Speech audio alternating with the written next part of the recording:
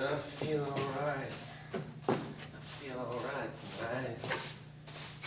Yeah, I feel alright. Alright. I feel alright tonight.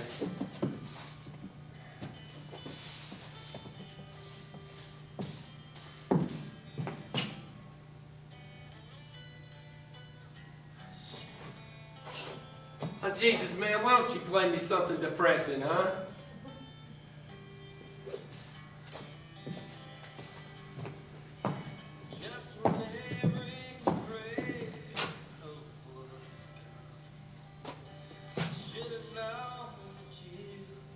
Oh, jeez, I hate that fucking song. I can't believe I ever doubted you,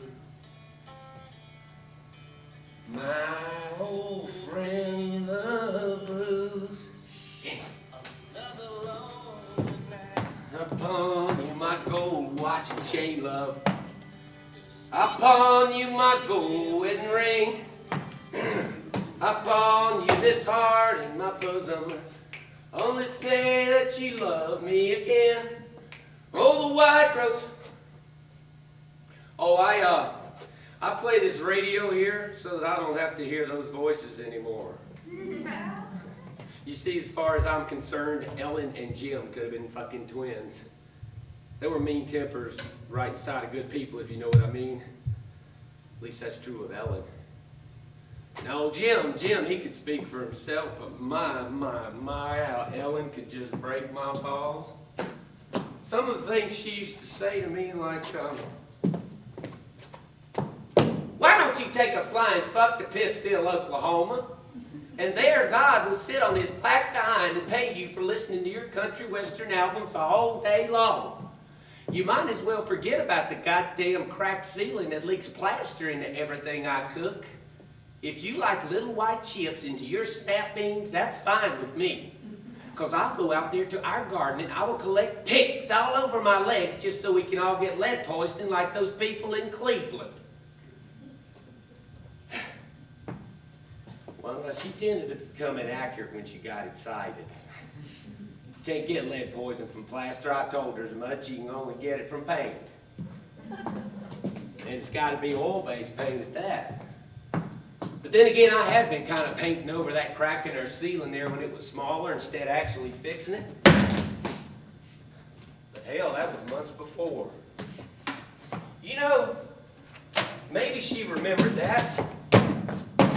Maybe she was ahead of me again. But I tell you, it was surely all plaster.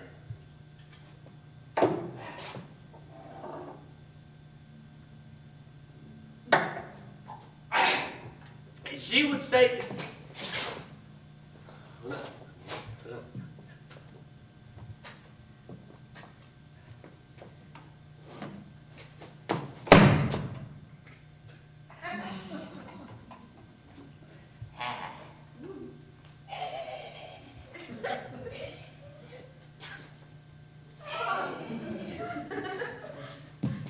for Christ's sake, you're a doctor. When you work, you're the best doc I've ever seen. What more do you want? Jesus. My brother is a part-time farmer and a full-time miner, and he's happy. And Jesse Rollins up the road has been harvesting tobacco with one arm and a half-witted son for the past 10 years. You don't see him mooning around in his backyard with his hands in his pockets, humming sentimental ballads and staring at the trees, you know. He works.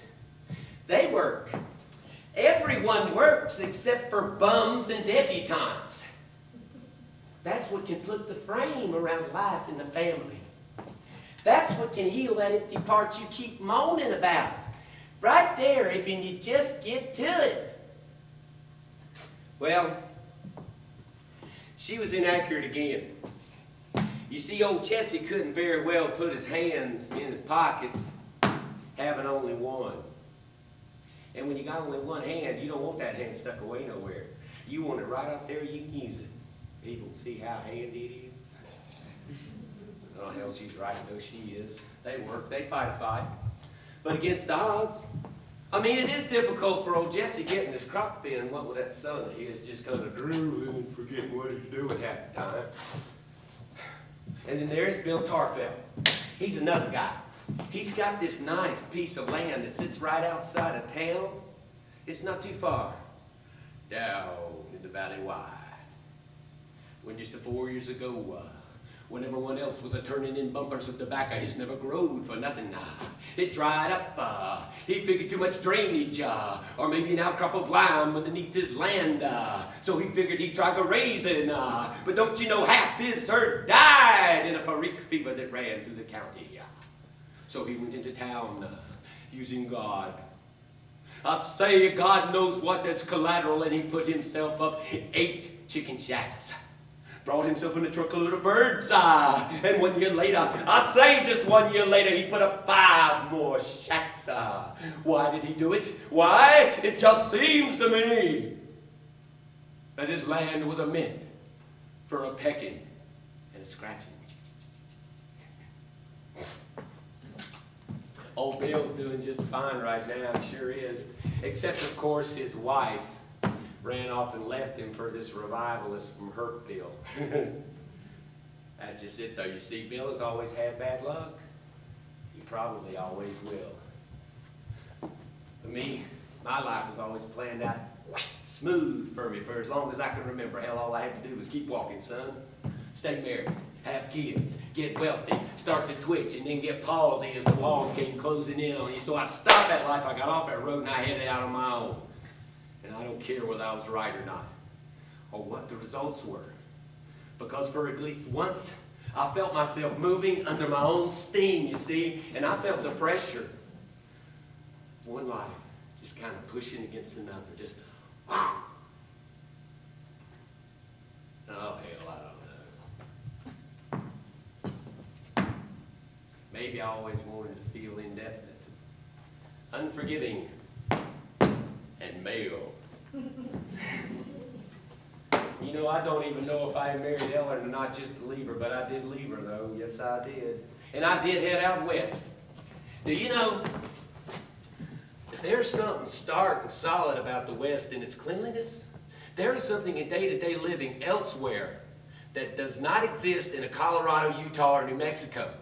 And whatever it is that's missing, its absence, it makes things so much better for me.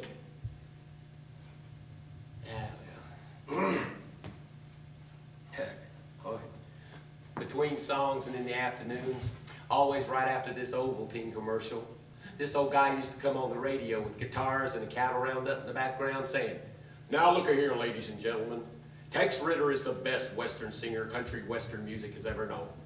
And he's got a new recording out on Capitol. So if you want to hear those heifers out on that open range, you want to see the sunset over those mountains, or just feel those reins right there in your hands, why, you either go out west or you buy this album. It's Tex Ritter, and he's singing for you." I tell you, I guess that's got to be my earliest memories. I must have been 3 or 4 years old, you know, just sitting in front of that huge skyscraper of a radio in our parlor in Lexington, Kentucky, while Mama baked up that oatmeal bread. And Daddy finished up dentistry school. You know, Mama, she bought that album too. Just like WSM told her to. Now really, it was 4 of those 78 stacked together like a book. And something changed in me during the next few years, because we couldn't play that stuff when Daddy was around. No, he hated it. But when he was gone, Mama and me, we used to play those records till we just about wore them out. We got so we knew all the words, and we'd sing along, just a hooping and a hollering and a yodeling. Yee-haw! Oh, it was right then and there. I knew I didn't belong in Kentucky. No, I belonged out there in the great Southwest. If I didn't get on it, get out there, whatever it was waiting for me would be gone. First, I had to go to grade school. Let's see, first it was in Berea, Kentucky, when Daddy set up his practice there. Then in Lexington. Let's see, that was John B. Lesher High School, that'd be Berea, Kentucky. University of Kentucky in Lexington. Then there was the UK Medical School, Lexington. And then there was a family practice residency, which was also in Lexington, Lexington, Lexington, Lexington, Lexington, Lexington, and Lexington.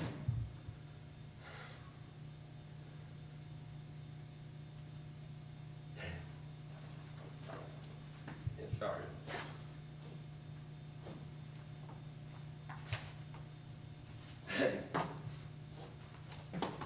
Ellen Plunkett whacked me in the mouth, reaching back for a family circle in the checkout line of the Kroger grocery store. Well, she forgotten hers, you see, and I was standing right behind her when she reached back and just kind of split my lip. We spent the next 45 minutes getting to know each other in the UK emergency room. That's where she found out that I was a medical student. I found out that she was a nurse at the VA hospital. Boy. Well, 2 years later we were married.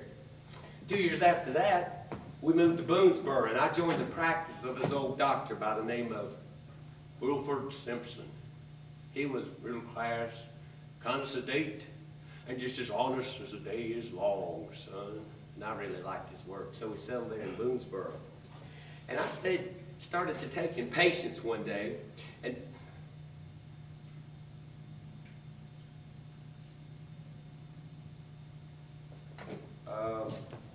look, don't you see how this is all one big slide? I mean, I popped out of my mama's womb onto a greased track. I didn't do anything. Everything was preordained except for that incident with Tex Ritter and my mom and that promise that I made to myself. Now that's a warp. Didn't even fit, did it? Anyway, never mind. One day, this old guy comes in to see me, and he's got back problems. Wow! I'm glad to see a young man like you. Real glad. You know, we seem to be mostly older folk around here. Folks just hurrying up and getting older. Oh. I mean, Boonesboro is a boring sort of place for a young man. 'Cause I know. 'Cause this hard-working, self-righteous little town fits me like a pair of them wool socks. But it's good to see a young man like you bring some new blood into this town. Why, us older folk are allowed to work ourselves right deep down into the ground, have the state come along and just build a highway over us.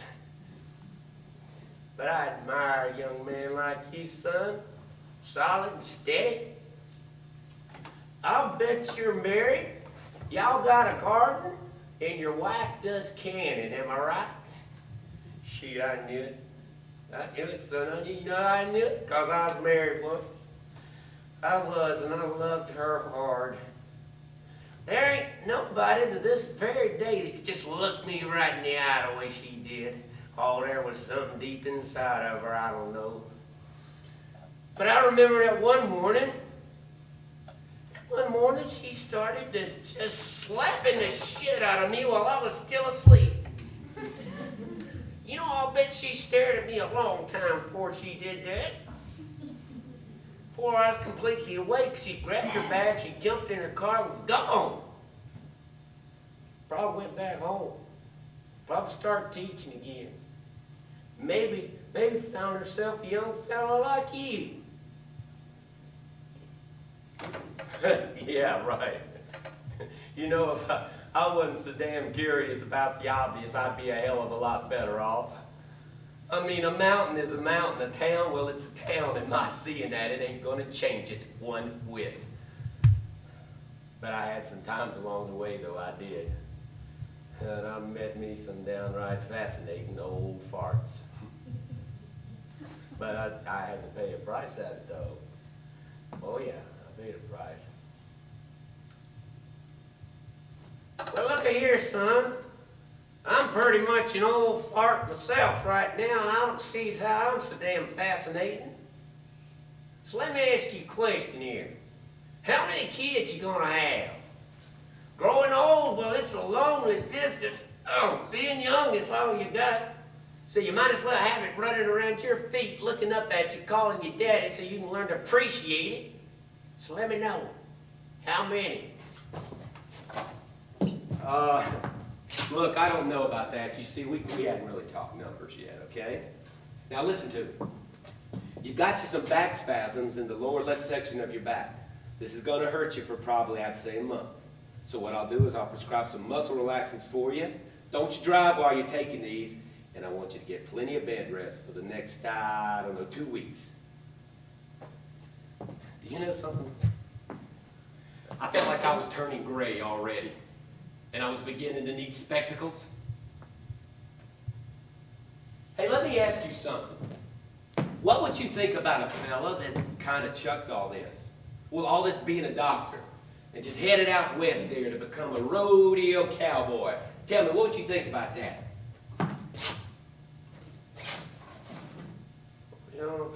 Well, I tell you, son, I don't rightly know what I think about such a man. Because you see, son, it's you being the way that you are that makes me make sense. I mean, something solid and steady has got to be around, son. Otherwise, what just holds everything together? Now, you stick it out, son. Regret, it's a hair shirt. And whatever you do, don't go near no rodeo.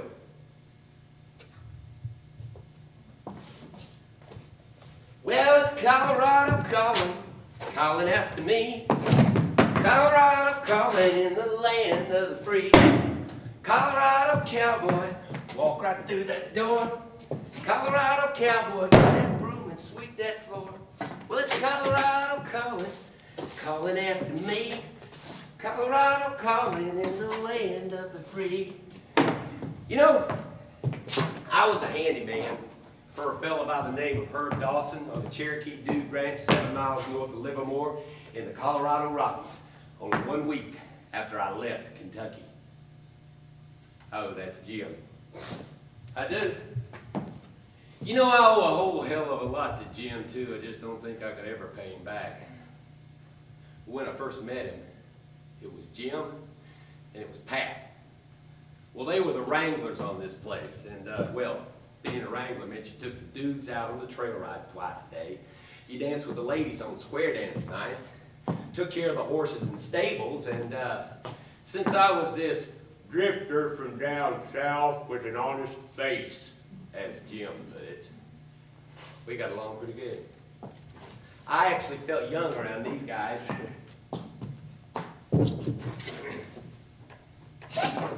What part of Kentucky did you say you're from there, buddy?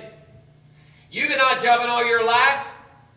You're not in trouble with the law, are you? Okay, mister, your job around here will be to sweep up, pick up, and shut up. Don't get drunk or rowdy, leastways not around here. Wednesday will be your day off, and you can probably get a ride into town with Jim or Pat, because that's their day off, too. Jesus. Also, you got to clean our pool. You got to glue the tips back on our pool cues. And every few days, I want you to take this here 22 out there to our dump, and I want you to shoot skunks. There's too many of them. Now, boy, I'm only going to say this to you once. I hope Jim is right about you, and you don't disappoint any of us. Hey, Herb. Hey, Herb, you don't got to worry about me, because I won't disappoint you. I done my share of that shit. The white rose blooms in the garden, blooms with the love in my heart. It broke through on the day that I met you. It will die on the day that we part. Die on the day we part. You know, sometimes at the oddest times, I can still actually hear Ellen's voice. Oh, she had a number of them, but there was this one that kind of sweeps in, brushed the dust around. She came downstairs that day. She weren't crying no more. She had on my blue checkered shirt, the one that had the rip there in the shoulder. She sat down on the edge of the bed. We're crying. She said, look, Whatever's eating at you, we can get at it together. I'm from Kentucky. I don't know any other place, but I'll go anywhere with you if you just bury me here. So you don't want a family now, fine. So you don't want our garden or a dog or a cat. You must have lied to me 100 times, but I can accept that. I mean, just don't walk away from me with your hands in your pockets.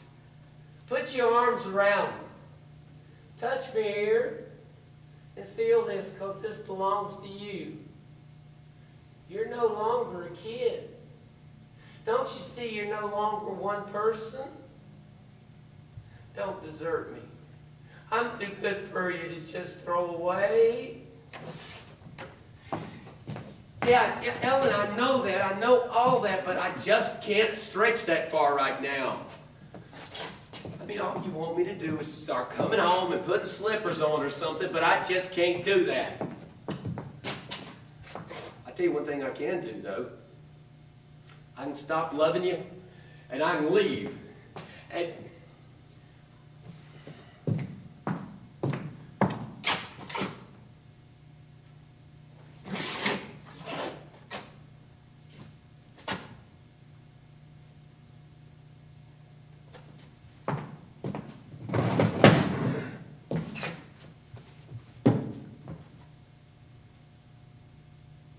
I'd sit in this abandoned pickup truck, you see, and I'd stick that rifle out where the windshield used to be, and that's where I'd wait. Well, you see, this dump was out in the middle of the forest, about a mile from the ranch. There were mounds of dirt, empty tin cans, beat-up old mattresses making this funny-looking mountain range. Well, the skunks had their homes there, pathways to their burrow holes, so what you do is kind of sit back, relax, just wait for them to go about their business. While the magpies might gawk at you, spread one wing, spread the other. I wasn't doing any good at first. I mean, I wasn't doing anything but just kicking up dust, making a hell of a lot of noise, but I didn't know that you were supposed to squeeze the trigger. I didn't know how to use the scope, but after a while, I kept practicing with them old tin cans. Pow! Pow! And I got me a couple. Then there was that one day, I came out and I got in that old pickup truck and there was no breeze. I mean, the air was wound tight, tense. Even the magpies just sat on their branches as still as make-believe. There was no sound. Not until the scratching of the ones sent out to be shot. Damn skunk. He peeped out of his burrow hole, crawled up the nearest mound of dirt, sat up on his hind legs, just like some little prairie dog. Oh, this was fixed. Damn skunks had drawn straws on this one. He's a poor provider. He's a chicken shit. Well, let's send him out there. He's dead now. Well, he's starting to move, but nope. Pop! I got that sucker, and the magpies are screeching, and he's rolling in the dirt there. He's scrambling for footing. He's trying to get back in that burrow hole. Oh, Jesus, give me a footing. Well, gets his bleeding front end in, and that white-ass tail is just sticking straight up in the air, and I'm dead on that white spot, and it exploded. And Skunk's front door looked just like an open wound. And the screeching is starting to get even louder. So I get out of that truck, and the air is all black and white with these wings flapping back and forth. I said, shut up. Now you just shut up, you bunch of fucking rubberneckers. Shut up. 2 shots, pow, pow, and they're gone. It's a flock of moral magpies on their way to church. Well, I start to head out, and I almost tripped over what I thought was this gray stone, you see, but it was 3 little scared gray rabbits, and they trying to look like a stone. So I said, you get out of here, ain't no witnesses. I said, split, goddammit. And I looked down and they ain't moved. So I said, look, don't be so afraid of me, because I ain't gonna shoot you if you just run. So I lowered the gun, and behind one brown eye is one blue-black muzzle. I said, okay, fine. Pow! 2 rabbits run, sort of flops there, and I run and stumble my whole my whole mile back.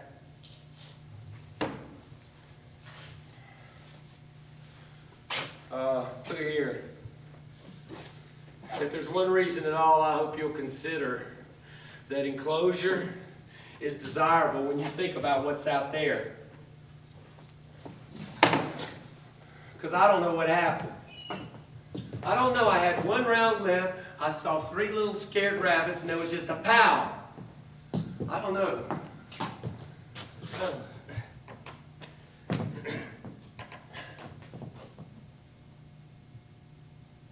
Oh, what'd you go and shoot the fucking rabbit for? I mean, for Christ's sake. All right, look at it this way. You are a little guilt-ridden, you're a little trigger-happy, and that's it. Now let's talk about something else, okay? Damn.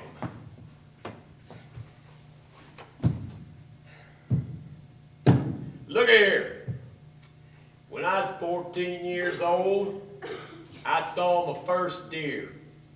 And I put a bullet from a .30-06 right through the neck of the prettiest, most peaceful doe you never saw. Hell, everybody's a murderer sooner or later. Take it in stride. You know, there was something about Jim. I mean, he could just change his mind before the first thought was even out of his mouth. He was so damned impatient. Look here, buddy. Let's you and me get out of here, okay? I got an offer to ride in Cheyenne's Frontier Days. Yeah, I know these people down there to the Tri-Star Ranch. And well, after all this shit we've been passing back and forth for the past few years, I think you'd like to see it. You'd help me out by keeping me out of trouble. Pat can take care of my shit around here. Herb can hire up another handyman. Come on. It's free transportation. We'll take my Falcon. Come on. Jim, I don't know. I've only been here a few months, and it's a rodeo. If it's a rodeo, then let's pack it up. Let's pack it up. You know, Jim and I left that Cherokee Dude Ranch at 6 o'clock the next morning. We did. Mountains are kind of blue that time of day, even the ones that's right next to you. Well, we drove for a couple of hours. We stopped, we had some biscuits, sausage gravy, eggs over easy, orange juice, toast, and coffee. And the next 4 hours to Cheyenne were spent with beer, cigarettes, and silence.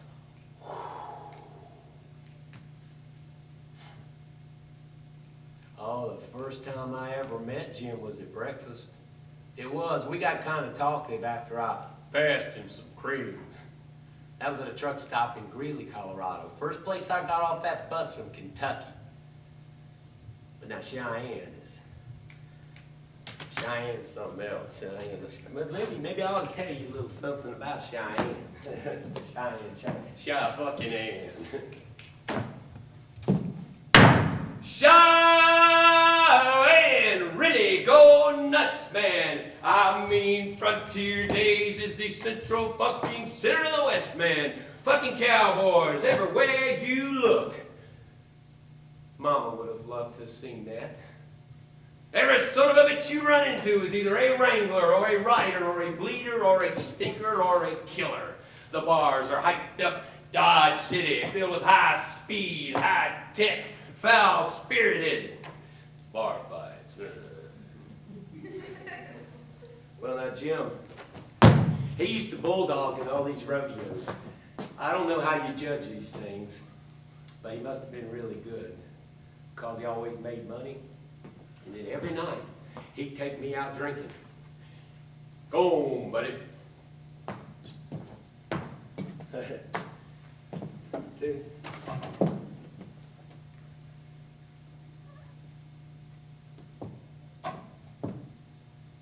I don't particularly like being bumped into like that.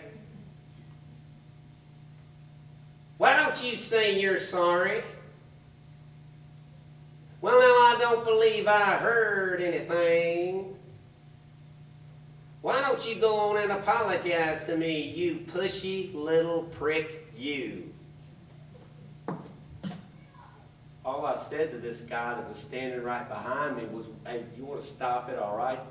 Next thing I know, these two beers I'm trying to pick up are flying across the room. My head goes sort of sideways and I'm crashing into this table full of empty beer bottles. And everything gets real quiet. And that's because Jim has got this guy by the wrists. And he's talking in that real low voice of his. I never did understand why he talked like that. All right, now calm down. Now you just calm down. Why are you hitting my friend? Are you some kind of a goddamn fool? You know I ought to kill you right here, right now. But I won't. I want you to stand there nice and politely while I walk over here and pick up my friend. I want you to be nice and obedient like, or you will never, ever see your mama again. Jim let him go. He bent down to pick me up, and this guy makes a move like he's going to kick Jim in the head. Jim is all over him. There's a little flash of steel out of his back pocket. There's a couple of crunching sounds. The guy's on the floor bleeding and moaning, and we're out in the parking lot. God damn it, buddy, you supposed to keep me out of trouble, not get me into it. Look at here, you got my courage all bloody. Turns out that Jim's courage was a little single-shot, pearl-handled revolver that he kept in his back pocket for protection. This could really hurt you if you got caught on the butt end of it. All right, look at here. September 10th, there's another rodeo down in Roswell, New Mexico. It's part of New Mexico State Fair. Now, I know I can get in it if we just get down there in time for me to register. So we're going to take turns, driving and sleeping. Let's go. Well, we got us some beer, we got us some gin, and we got us some cheese nibs, and we just took off. First leg was 650 miles south on I-25 to Albuquerque. Well, hell, it's a good time. It's no Falcon, you know. Well, Jim pulls into this old scaly truck stop. When we get there, he'd been kind of muttering to himself and just battering the steering wheel the whole way. So when he got out of his car, he just kind of slammed the shit out of the door. Boom! He goes stomping in, sits down, orders up 4 eggs over easy, orange juice, toast, and coffee. Well, I've been eating a hell of a lot of eggs lately, and the yolks were beginning to sicken me some. So I ordered up a couple of scrambled, please. Well, when she brought Jim's stuff to him, they'd all been cooked together right in one pan. Oh, I don't know how often you get to eat in diners, but they've got these little round pans and they're only meant for 2 eggs. So if he puts 4 eggs in it, flips it over, by the time you cut into it, it's like you got pure protoplasm right there in the plate. Well, that's what happened to Jim. So Jim sends them back, and through the horizontal hole in the wall, you could actually hear the pimply-faced punk of the cook say, "If he knew what he wanted, he'd get it. If he wants them eggs over hard, by God, I'll give them to him over hard." And Jim's coffee goes slamming across the counter. "You take those over hard up your ass, you little turd, you." And he grabbed the sugar jar and he just threw it through the window. Well, I got to tell you, after that, we didn't figure such a good idea to hang around there and try to get our gas. So we took off again. This time, it's I-40 East. Now, we're really looking for the Roswell cutoff.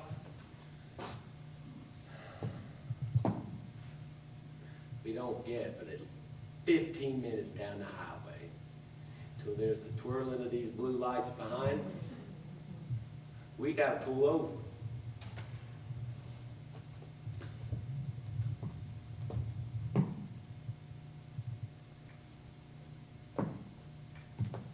"Well, cowboy, You sure do speed down this highway just like you own it now, don't you? And you sure do throw a mean jar of sugar. Why don't you step out of that car now, mister? Jim got out. What was being said became unclear, so I just stayed put. All right.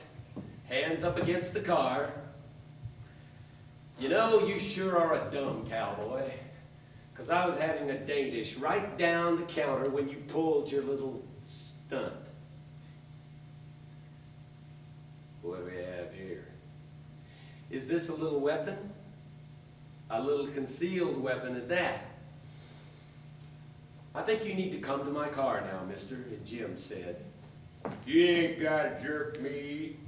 I go on my own. What's that, Jesse James? What's that you just said to me? I said for you to let go. Well, cowboy, you just keep getting dumber now, don't you?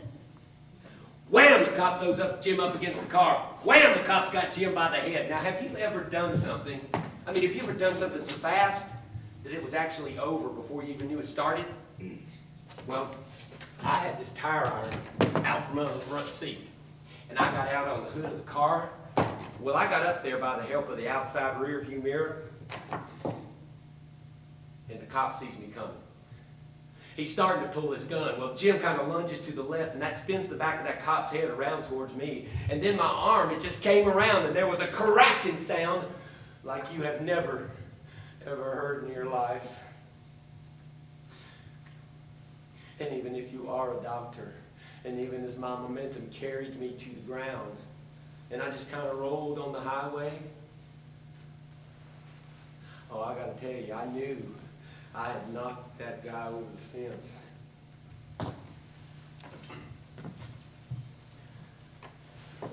Well, I got up, and I went back to face our dead New Mexico highway patrolman.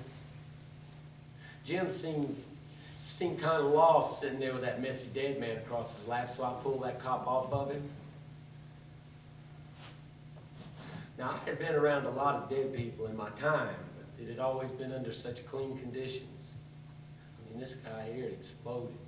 His pants were full of shit, his blood and his brains, they were all over him. I mean, he was so dead, it seemed like this was the only way he had ever existed. I mean, he was just a frightening, nauseating sack of garbage. You know, my hands felt sticky for days. Well, Jim got up. He got up and he got in the car and he turned it around. I picked up that tire iron. I got back in the car. We drove off without saying a word, northwest on 44 through Albuquerque. And I threw that tire iron out the window in a town called Cuba, New Mexico. You see, the idea was to go through 4 corners and head on up into Utah, because who would ever expect a couple of cop killers to head into Utah, right? And then on into Canada, but that was undecided. You know, this whole thing with the cop, it happened in the gray dead air at 6 a.m. It did. That time of day pops up a lot with Jim and me. Or at least it did. Well, it was later that afternoon. Driving along northwest on 44, Jim starts taking hits off that warm bottle of gin we had left over. He's muttering to himself again. He's battering the steering wheel. He gets himself so worked up he's got to pull the car off the road, and he says to me, "Get out of here. I want to talk to you." I tell you, buddy, I'm fucking sick of this. I have been standing up to, I have stood up to, I have grabbed and grabbed that hustle to protect everything I had from every sort of rustler for so long, till I finally learned to poach off of other people's lives. And still there's no more elbow room than there was before. You just end up fighting and slapping with every son of a bitch who wants something you got, don't like the way you walk, or maybe just wants the same job you do. Hey, Jim, you talking about jobs now. Did you ever see that movie, The Misfits? Well, it pissed me off. Well, all right, parts of it was okay. But what I'm saying is the end result for me made a man feel ashamed that he had a goddamn job. I mean, what, you got Gable walking around saying he wouldn't work for wages because he thought he was some kind of last of the Cowboys or some shit? I tell you one thing, buddy, I'd work for wages. I've had plenty of jobs. I ain't ashamed of one of them. It's just as well, mostly they didn't work out, that's all. I'd sell light bulbs door to door, thought I could make any money at it, but nobody is allowed, period. And then some wide-eyed innocent comes a waltzing in, asking politely if we all had some room, and if we all wouldn't mind, and ends up popping the back end of a trooper's skull a country mile. It's always you buggers that cause the trouble in the first place. That's why I pulled you out of that bar back in Cheyenne. That's your first bar fight, wasn't it? And that dead weight on the highway back in New Mexico. That's the first notch in your fucking gun now, wasn't it? Who the hell are you anyway? Some clerk on vacation. I ought to leave you right here. You're nothing but a trigger-happy kid, no matter how old you say you are. That you was going to save my life now, weren't you? How was you to know that was just some cop that was going to bruise me up a bit, screw me out of about $100 and send us on our way? You want me to show you something real this time, killer? Jim lifted up his shirt. Right there on his right side was this half-inch deep pockmark. Sort of a deformed duplicate name. See that? I was looking for her. I knew they'd be together. Hell, I'd looked the other way for so long, figuring she'd get over her, I would. A person can't adjust. Pain don't last forever. Hell, I was watching TV that afternoon. Saw some show that got me to thinking about all the things that we said while you was getting married. I actually believed the stuff. Hell, I did honor, I cherish, I did, hell, I still do. Well, I got enough of beer into me till I was crying and I was knocking shit around the kitchen. I got to thinking about it was my duty to protect her honor. I had to protect my honor. Hell, I had to protect our marriage. So what I did is I grabbed whatever I had then. Was a 38 and I went out looking for them. Second stoplight in downtown Loveland, there they were, her Volkswagen, parked on the opposite side of the street with a left turn signal just flash and flash and flash and flash. And I'm thinking, oh, Sherry, what has gotten into you? So I get out of my truck, and I'm kind of walking towards the car. And then I'm running, and I'm yelling, you get out of that car, you son of a bitch, before I blow your damn head off. And this guy gets out of the car. He's got a gun too, but he's holding it like a cop. And before I could even let go, he just went wham! I was rolling there on Main Street. I spent the next 3 days in the hospital. It was ruled self-defense. They didn't even press charges for assault.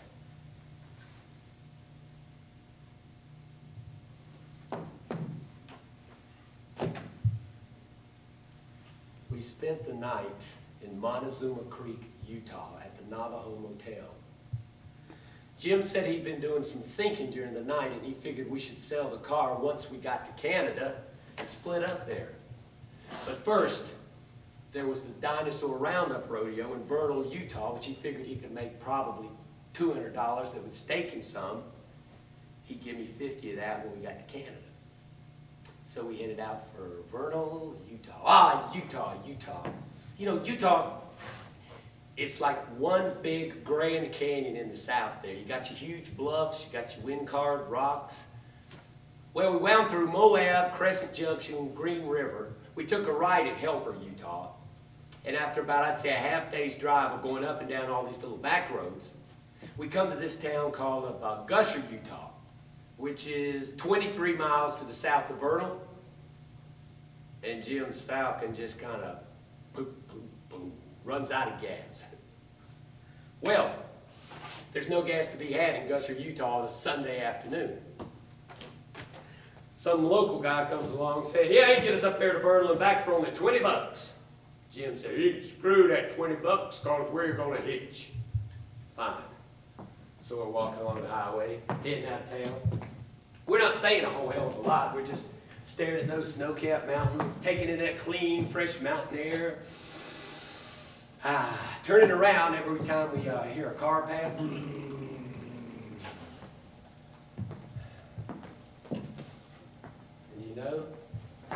So we're walking along there. I couldn't help but notice myself do what I was doing. I mean, I couldn't help but notice how authentic I looked. I was walking along the highway, looking down at my beat-up old boots, my faded, tore-up jeans. I was glancing at the shadow of myself on the highway, where my hat looked and all. Same stuff I have on now. Because don't you see, I was fascinated with my new life, with my new reasons. I was fascinated with the way I walked, the way I talked, the way I thought. I was fascinated with my new problems. I wasn't a phony. You see, I really was that person. Or I am. Who knows? Hey, I do like this hat, though. I do. I like my boots. I like everything right now. And I especially like Utah. It's my home state.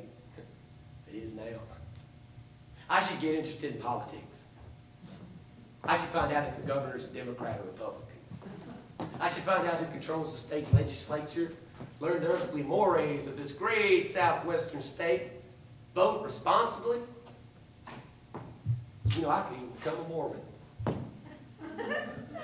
bet I'd find out what color God's ass really is. Yeah, but hell, what do you do? I mean, what do? Do you just run? Do you duck? Do you try to hide? Do you shake hands? Or do you just punch a fucking wise ass right in the face? I mean, who knows? I tell you who knows. And I'll tell you who cares. They care. Yes, they do. Even if it is in the most back-ass sort of way. You know, they ought to issue cowboy guidebooks just like they do driver's manuals.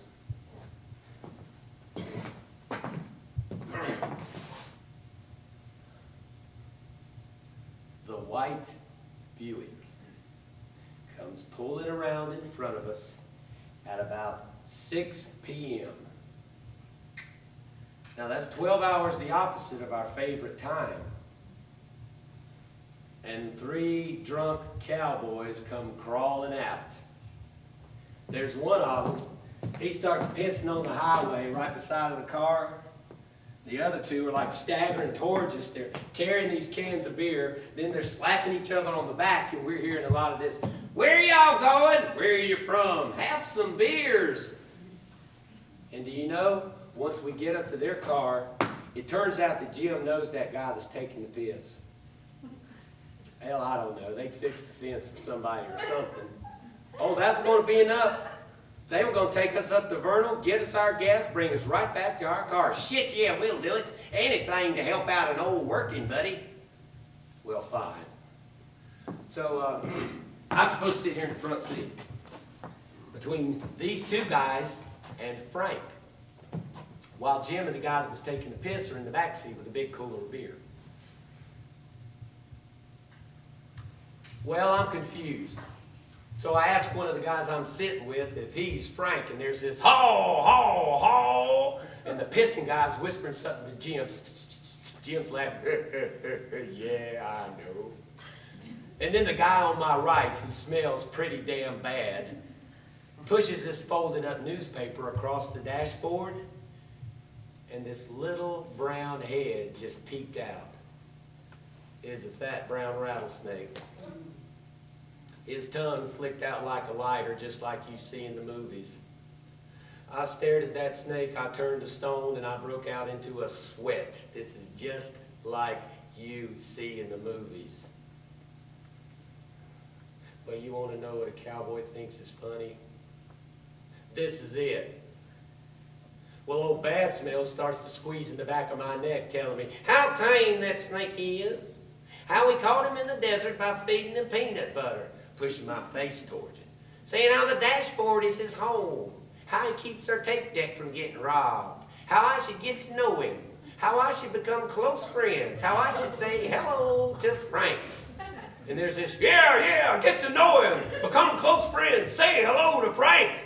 Well, I learned back in Cheyenne that you better do whatever a drunk cowboy tells you to do, and you better do it in the most sincere way you know how. So everybody was real satisfied with the way I said, hello to Frank. Even Jim said it was mighty satisfying. Well, they all calmed down, or at least they left me alone. Well, I kept my eye on that snake, and we headed up towards Vernal. Now, once we got to Vernal, if I had had any sense whatsoever, I would have made up some excuse like I had to go to the bathroom. That way I would have been out of that car and on my own, right? No! I stayed sandwiched in the front seat between the driver and Bad Smell while Jim and the pissing guy went out and got a can of gas.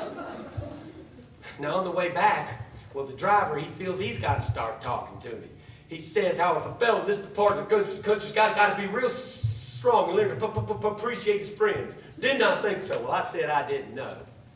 And Bad Smell says he's getting tired of my uppity, untalkative ways. Well, I didn't reply. And Jim smacks my hat off from behind my head and said, oh, he's just a drifter from down south. Needs to get a little humble, take some lessons from some good friends that's only trying to help him out anyway. I said, all right, but just give me back my goddamn hat. Well, the driver's got smashed between him and the door, and he said, you ain't gonna get shit unless you learn how to ask for it politely. And there's a, yeah, that's it. Let's ask him to apologize. Well, now, Jim must have been drinking a hell of a lot of beer in that back seat, because he starts to screaming at me to, have a beer, come on, buddy, have a beer. And the pissing guy is smacking me on the back of the head. He's trying to get me to turn around. And Jesus, man, that snake's starting to get agitated. And I said, all right, just let me out of this goddamn car. Just give my hat and I'll go out on my own. Now let me out. Well, the driver pulls over to the shoulder and he says, you got to learn to calm down. You could have got us all killed. You can't go scream like some kind of pussy. And the door's open.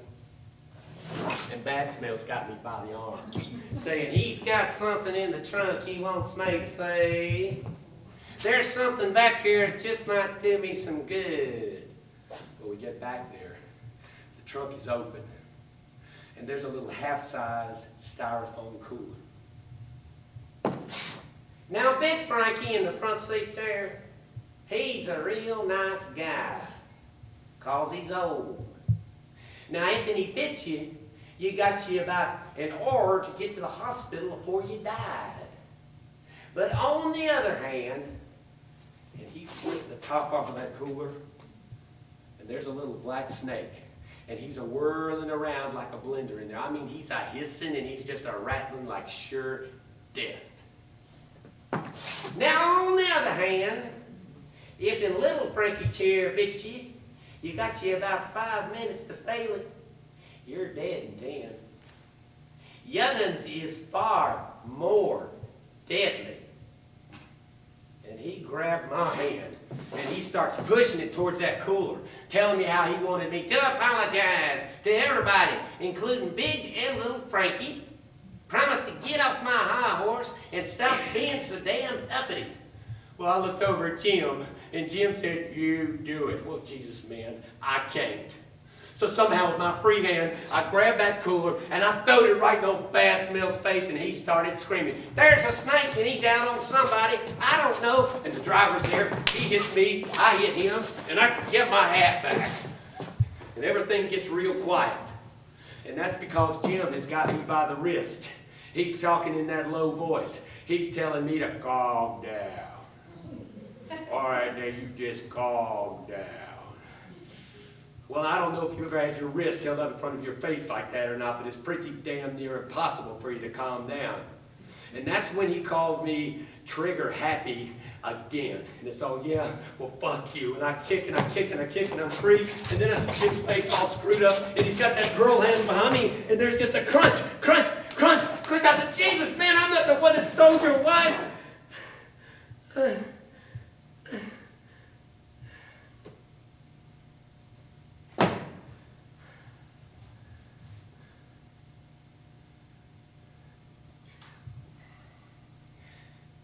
when I woke up, this back side of my head was all one big lump. Oh, I was hurting all over,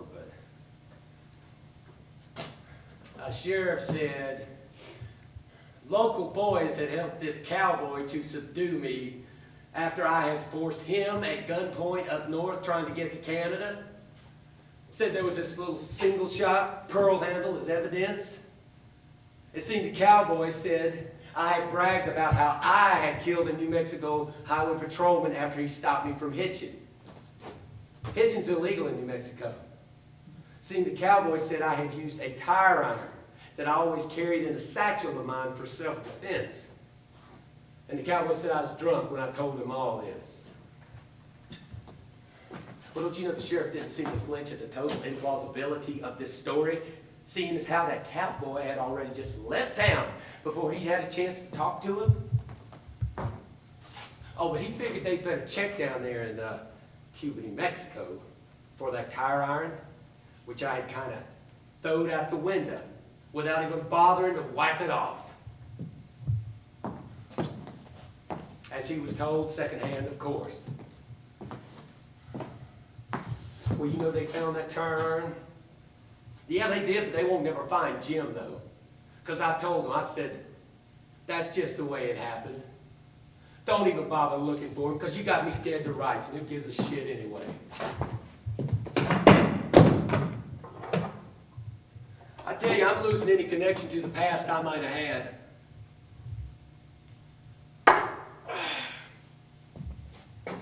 There is no such thing as betrayal. There is only hit and run.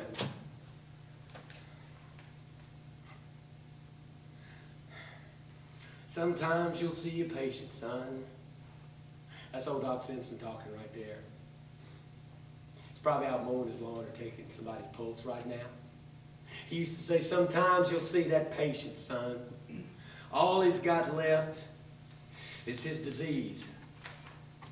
All you can do is just ease his pain and hand him over. So don't fight for no lost cause, son. You want to always just step out of the way. You know, I wonder if you ever got around to digging up that driveway and planting his vegetable garden.